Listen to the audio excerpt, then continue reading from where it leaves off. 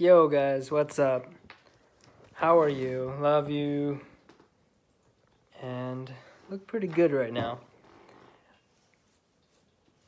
Wanted to make this video about well, first of all, I'm going to be making more videos or just I'm going to make some videos about um, saving money, making money, money things. I might have to put a disclaimer in my descriptions and stuff, but disclaimer, I'm not giving any sort of financial advice or anything. Um, don't just rely on me for anything like that. But I'm gonna be making some stuff because I had a Discord group and I made like I don't know what they're called, like a subgroup just about some financial stuff I would post. People seemed really interested in that, surprisingly to me. I thought people wouldn't care. But I'd say I'm fairly knowledgeable. And this first video that I'm going to talk about, excuse me, getting over a cold, talking about the now infamous Robinhood, does not have a good reputation right now. And arguably for good reason. I mean, I believe they just stopped trading on some stocks, halted them altogether.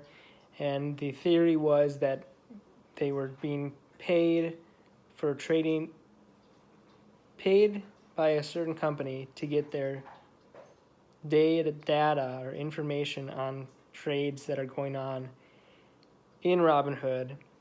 Again, this is alleged. I'm not 100% sure, but this is what people have said. And the company that was paying them was shorting GameStop. And so they therefore stopped trading on GameStop. They also stopped trading on some other stocks, I believe. I don't want to say 100%. But, yeah. So, I've heard some other bad things. I've heard some things like some funds being freezed, people getting hacked, etc., etc. Bad things can always happen when you're dealing with money, just anytime, I guess, but especially when you're dealing with money and it's, much more risky. So if you have even the slightest amount of hesitation for using Robinhood, I would say do not. Only put your money in things that you're very knowledgeable about, very comfortable with. And I think it's not enough to go, hey, I trust this person a lot. This is a good person. I know this person. It's just not. Because especially if you're dealing with your savings, there's way too many stories of people going, hey, I put this money in this person's hands. Either they weren't very knowledgeable, they were too risky with their investments or with what they did with your money. They just stole the money outright. And you just, even if you hate this, I would say you have to know what's going on with your money. To be honest, excuse me, a lot of wealthy people don't. A lot of wealthy people go, hey, I put my money here, and they put it in some sort of hedge fund, and it goes well for a while, and then it goes down, it gets destroyed. That happens all the time. So even wealthy people who should, some people, of course, got inherited their money, trust fund or whatever. But some people work really hard and they are very smart people, but they just got this friend who works in money, and so they go, oh, I'll put it with him. They have connections, and so they meet some sort of multimillionaire who runs a fund. They give it to them. It happens all the time. You can look up all the celebrities that have lost money. I mean, Rihanna, her money manager stole money from her. She just, I don't know what happened. She looked at her account one day. It was like mostly gone. Same thing with Dane Cook, who was actually, his half brother, I believe it was, that was managing his money. Stole that he went to jail, I believe. Dennis Rodman, this woman totally conned a lot of people, including Dennis Rodman. And it goes on and on. You can find these stories all day of people losing their money. I've put money in things that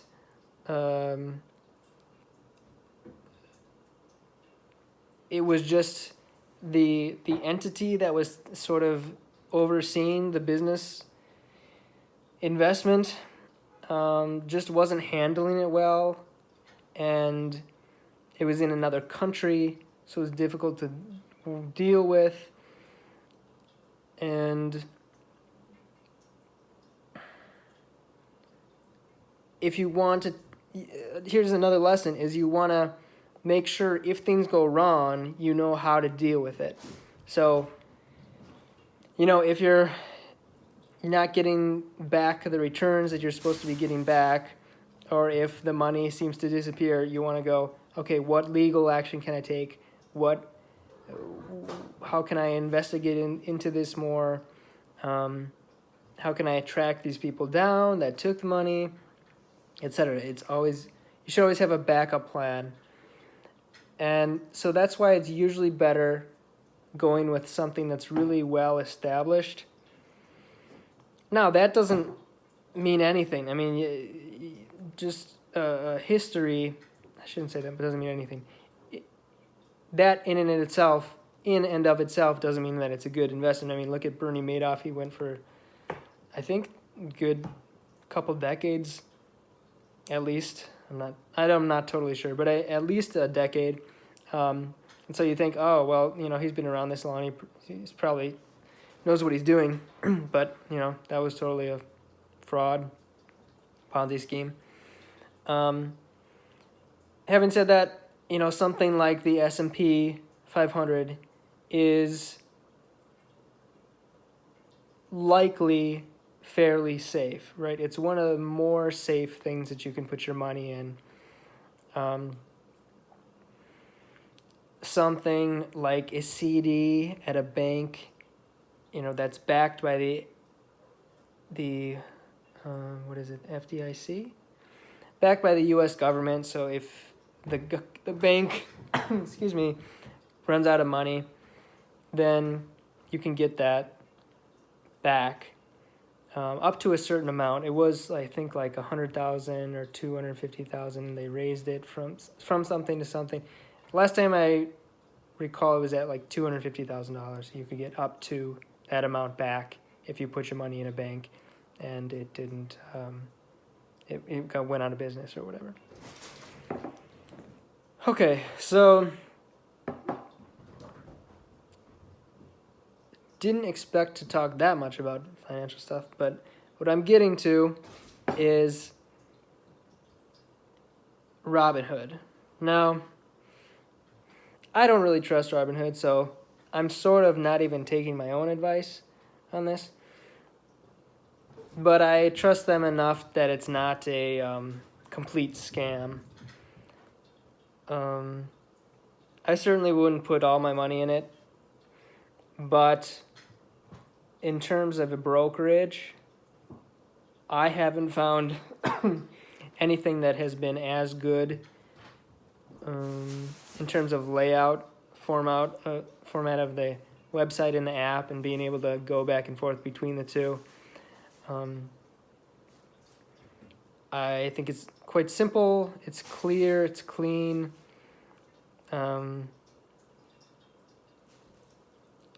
And everything I've done through them has worked, and it's been simple, and it's been fine. Another brokerage, or some other brokerages that I've used, TD Ameritrade has been good, but they have some hidden fees that I would look out for if you wanted to use that.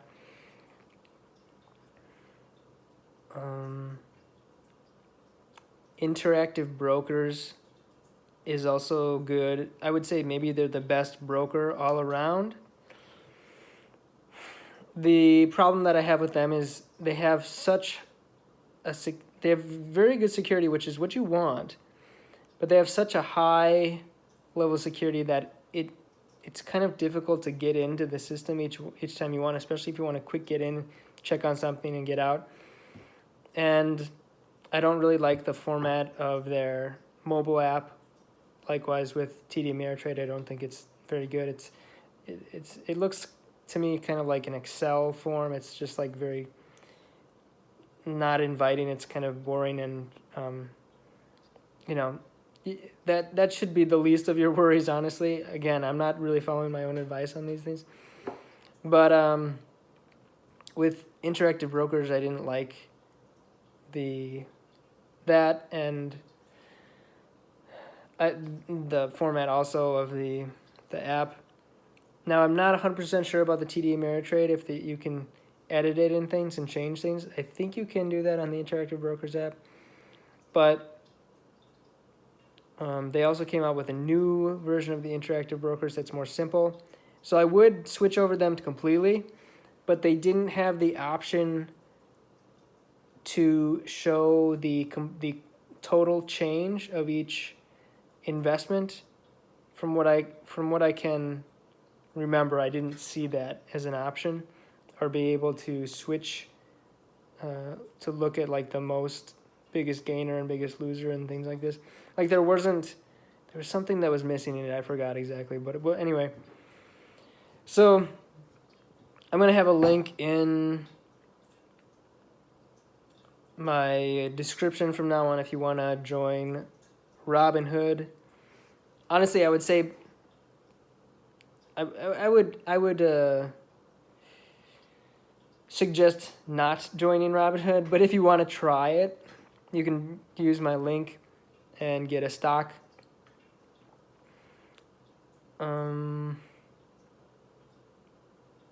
Yeah, I'm not being paid by them or anything like that. I would say, it doesn't cost anything to open an account in any of these, so give them all a shot if you want.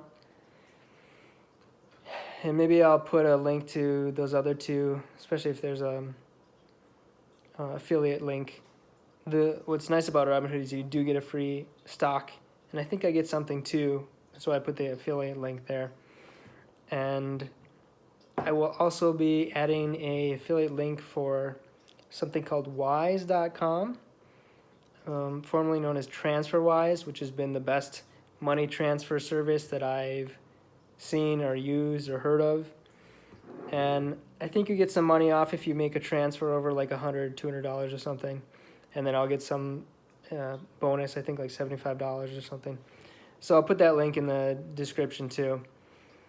But I want to be honest with you. I'm saying it's probably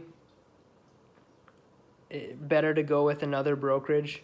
So I'm not going out there encouraging people to open what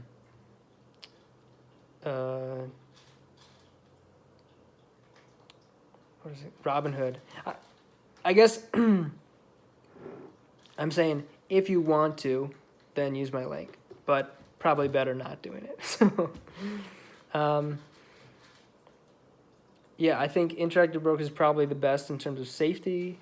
They have pretty good customer service. TD Ameritrade probably has the best customer service, but I would, again, stay away from them because of the fees. I was gonna say one other thing. What was I thinking about now? Oh my goodness. Oh, I guess I'm just making this a financial video now. Ally Bank, I think, is the best bank probably in the U.S. I'm not sure, but the best like purely online bank. Oh, I was gonna say I was one of the first users of Robinhood. Who cares? But yeah, I was. And Ally was an early user of Ally Bank too. They've been great. They've worked well with me. No affiliation for them, but I would just recommend because they've been good to me. They're not paying me. None of these companies are paying me, but Yeah, if people have more questions about things, let me know. Usually, I say I don't even recommend, but I say, from what I gather of all the information I have, it sounds like very simple and just kind of maybe dumb advice, but it's not. I don't think it's dumb. It's just so simple that it sounds dumb. Is that if you want to have money that you're gonna go like, I'm gonna put this away for savings for 20 years from now, I would probably say S&P 500 would be the best thing you could do. Again, that's not advice. I'm not telling anybody to do that. I just say that's what in my opinion, would be the best thing to do in terms of like, if you have an X, Y axis and you go, the safest you can get with the best return, probably be the S&P 500. You'll get, about maybe 10% back on your money each year.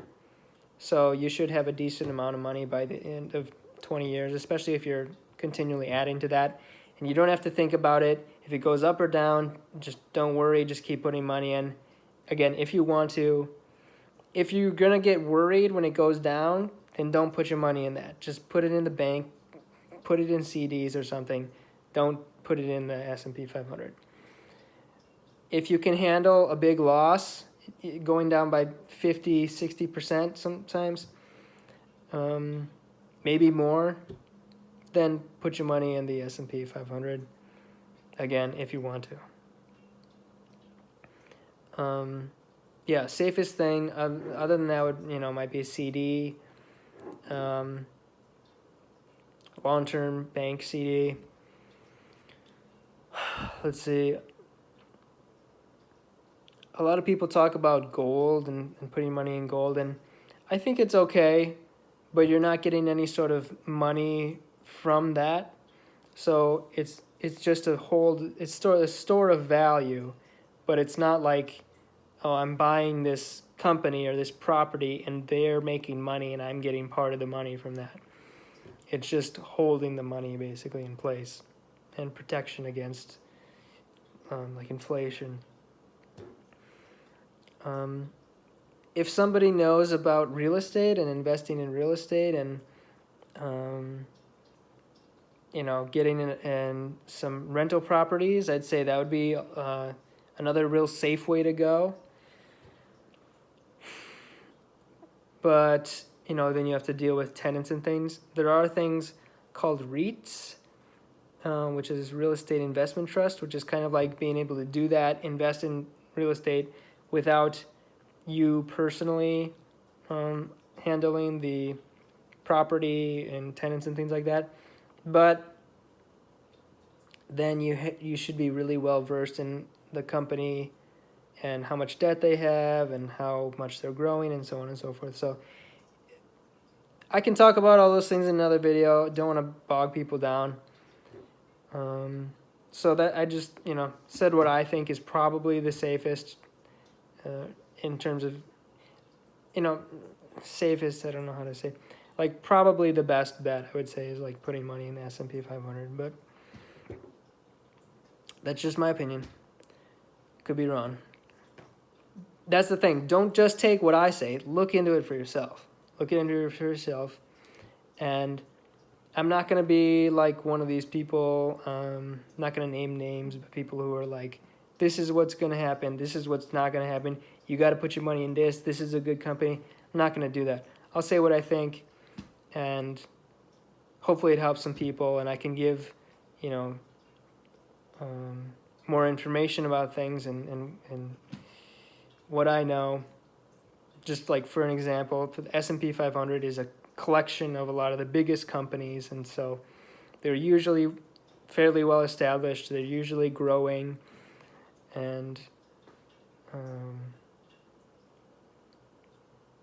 I should say as a whole, some of them are going down, but again, I'll save that for another video, getting into the more of the details. But yeah, if you guys like this, if you would like and comment and subscribe, that'd be cool. And yeah, appreciate you, love you. Let's see, I'm almost at the 20-minute mark. 20 minutes. Let me know if you have any other questions. I think I'm fairly knowledgeable about things having to do with finance, and I'm not. I never want to rip people off. I never want to cause people to lose money.